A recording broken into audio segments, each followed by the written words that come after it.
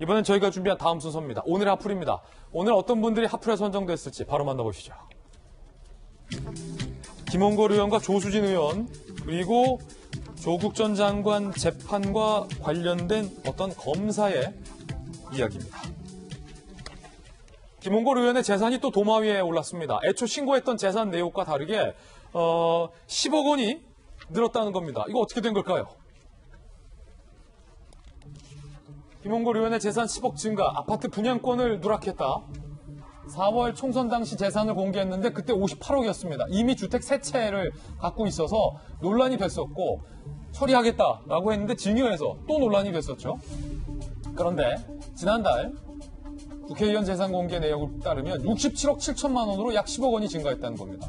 아내의 분양권. 총선 재산 신고 때 누락했다라는 거죠. 김홍걸 의원 측은 아내가 재산을 관리하기 때문에 김 의원은 저 10억 분양권이 있는 줄 몰랐다라고 해명을 하고 있는 상황입니다. 그런데 이거를 모를 수가 있을까라는 게 오늘의 포인트잖아요. 사실은 아내가 했다라는 해명이 현 정부 들어서 여러 건 나왔습니다. 박정화 대변인 저 잘 알고 계시지만 김의겸 전 청와대 대변인의 이른바 논란 때도 아내의 얘기 나왔었고 조국 전 장관의 이제 사모펀드와 금융 투자 관련된 의혹 때에서도 재처가라는 얘기가 나왔었고 노영민 실장 때도 남자는 부동산 처리 안 한다는 얘기 나왔었고 왜들 그렇게 하는지 잘 모르겠는데 지금까지 거명됐던 사람들과 달리 김홍걸 의원은 진짜 그러면 안 돼요. 김홍걸 의원은 진짜 그러면 안 돼요. 그 본인 혼자가 아니라고 생각해야 돼요. 아버지가 있고 어머니가 있는데 그 아버지와 어머니가 그분들로부터 어떤 대상인지 얼마나 그 존경의 대상인지 그래서 내가 지금 현재 국회의원을 어떤 과정을 거쳐서 지금 하고 있는지에 대해서 생각하고 하나하나 조심해야 되는데 우리 지난번에 이미 김홍걸 의원 거는 봤습니다만은 집이 셋째인데 그중 하나 한 채를 줄인다고 했다가 갑자기 아이가 불편하다고 미안하다고 증여해. 그 다음에 재산이 또 어떻게 됐는지 소명 분명히 안. 이번엔 또 어떻게 됐냐면 무려 10억 원에 가까운 분양권, 아파트 분양권을 그것도 지금 한창 핫한 강동구에 있는 분양권을 아내가 팔았는데 그것도 모르고 있었고 또 하나는 서대문구 소재인가요? 어디 건물에 일부만 내가 갖고 있다고 신고를 했는데 실상은 전체를 다 갖고 있고 예. 최근 5년간 김홍걸 의원이 소득세 신고한 게 오늘 아침 보도 어디 보니까 135만 원이랍니다. 5년간 실질적인 경제활동 별로 안 했다는 얘기예요. 예. 그런데 그 많은 재산을 갖고 있는데 그 건에 대해서 국민한테 분명하게 설명 안 하고 솔직하게 그 다음에 성실하게 신고 안 하고 국회의원이 됐다? 글쎄 다시 한번 생각해 봐야 되고요. 김홍걸 의원이 갖고 있는 저 많은 재산 이거 단정할 수는 없습니다만 옛날 암울했던 시절에 우리 시장에 노점상 하던 아줌마가 금가 하나씩 빼서 속바지에서 1,000원짜리 꼬깃꼬깃한 거 빼서 만들어줘서 이만큼 민주화되고 할 수 있게끔 아버지 활동 도와줬던 그 일부일 수도 있어요.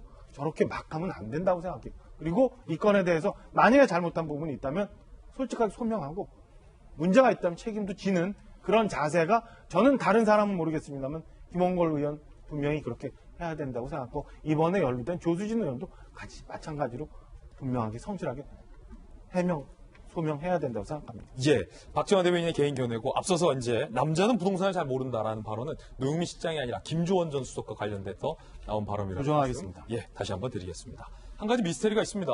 김홍걸 의원이 방금 말씀 주셨던 것처럼 월급을 받는 제대로 된 봉급쟁이 직장이 주변인에 따르면 거의 없었다라는 겁니다. 그런데 어떻게 시세로 따질 때 100억에 가까운 이 재산을 형성할 수 있었느냐와 관련된 의혹이 불거졌습니다. 방금 말씀 주신 거를 저희가 표로 좀 작성해 봤습니다. 보시면 서초구 아파트 30억 9,700만 원, 강남구 아파트 12억 3,600만 원, 서대문 상가 5억 8,500만 원, 동교정 DJ 사저 32억 5천만 원, 시세 적용 시 부동산 재산만 100억 이상으로 추정이 된다라는 얘기가 지적이 나오고 있는데 소득세는 지금 135만 원밖에 신고를 안 했다는 거죠. 한 달 수입은 2만 원이다. 이 소득세에 따르면 이란 얘기입니다. 다시 말해서 월 수입이 없다라는 건데 김성진 기자. 그렇다면 시세 100억에 가까운 이 재산을 한 번도 제대로 된 직업을 갖지 않았던 김홍걸 의원이 어떻게 이 많은 재산을 형성한 겁니까? 가장 의문되는 부분이긴 하죠. 그 직장이나 그 월급을 받지 않는 상황에서 일단 재산 내역을 보면 현금성 자산보다는 부동산이 다 대부분입니다. 그래서 사실상의 사주택자, 특히 강남, 서초, 알짜부지고요, 동교동의 큰 자택까지 있는 상황이 있죠. 그 상가까지 지금 포함되어 있는데 그래서 부동산으로 구성된 이 포트폴리오 자체가 그렇게 정상적이진 않거든요. 그리고 또 특히 부동산 같은 경우에는 초기에 투자 비용이 많이 들어갑니다. 처음에 갭 투자를 하더라도 한 다음엔 그걸 기반으로 시드머니라 해서 그걸 타고 올라가는 건데 지금은 또 부동산 중심의 포트폴리오가 구성되어 있고 이 부분에 대해서 보좌진들은 아파트 같은 경우는 은행 대출을 받았고 본인은 전셋집을 전전하면서 이게 조금씩 밀려왔다. 투자를 해온 것이다. 라고 얘기를 하고 있습니다. 그리고 이 투자적인 전체적인 상황은 부인인 아내인 임모 씨가 다 했기 때문에 본인은 모른다. 라고 얘기를 하고 있지만 전체적으로 첫 번째 이 자금, 초기 투자 자금은 어디서 나왔는지 그리고 이 부동산을 구매할 때마다 부인과 어떻게 시로 진행이 됐는지는 분명히 설명이 필요한 부분인 것 같습니다. 그런가 하면 야당의 조수진 의원도 비슷한 논란이 일고 있습니다. 재산 신고했을 때보다 11억 원이 순식간에 는 겁니다. 4월 총선 당시 재산 신고액은 18억 5천만 원입니다. 그런데 지난달 재산 신고액 30억여 원입니다. 5개월 만에 11억 5천만 원이 증가한 겁니다. 선관위 측에서는 본인 소명을 들어보고 절차 거치겠다. 위법성 발견 시 조치를 결정하겠다라고 밝히고 있는 상당히 엄중한 상황입니다. 조수진 의원의 해명은 3월 5일 퇴사하고 같은 달 9일 비례후보 지원서 넣고 혼자 서류를 준비했다. 30점가량 서류 발급받는 데만 이틀을 뛰어다녔다. 신고 과정에서 실수 빚어서 송구한다. 라고 사과를 했는데 서재현 대변인님, 이 해명이 설득력이 있습니까? 어떻습니까? 이제 사실 사람마다 능력 차가 다 다르기 때문에 그걸 단정할 수 없는데 제 기준에는 안 맞죠. 왜냐하면 저도 어떻게 보면 정치 경력이 없는 2년 전에 나와서 선거 직접 그 등록을 다 했었는데 이 일치는 맞지 않고 어렵진 않아요. 왜냐하면 지방선거 과정 전에는 사실은 이제 그 프로그램으로 워드 프로그램을 한 게 있었는데 재산 신고 같은 경우 이번에 총선에는 전산화가 또 되었기 때문에 굉장히 편하게 되어 있다. 그리고 사실 조수진 의원 입장에서 사실 그 처음이기 때문에 충분히 실수했다고 볼 수도 있다. 그러나 문제는 뭐냐면 예금 부분인 거거든요. 예금이란 거는 그 2019년 12월 31일 기준이기 때문에 빠지면 다 빠져야 되는 것이지 2억 중에 6억이 빠진다는 것은 조금 납득하기 어렵다. 그리고 더 나아가서 5천만 원 정도는 솔직히 저는 이해합니다. 그러나 5억을 사인간 그 지인에게 이게 빌려준 것을 깜빡 잊고 재산 누락을 했다. 그리고 조수진 의원이 또 이야기하는 것은 무엇이냐면